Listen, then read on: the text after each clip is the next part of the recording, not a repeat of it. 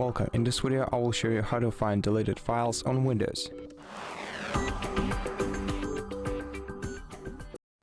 To access recently deleted file on Windows, you have to open the recycle bin, and you can either find it on your desktop, or if it's not here, you can go to the start menu and find it right here, or just start searching for the recycle bin. And once you see its icon, you can open it, and here you're gonna find all the videos or all the files that you recently deleted.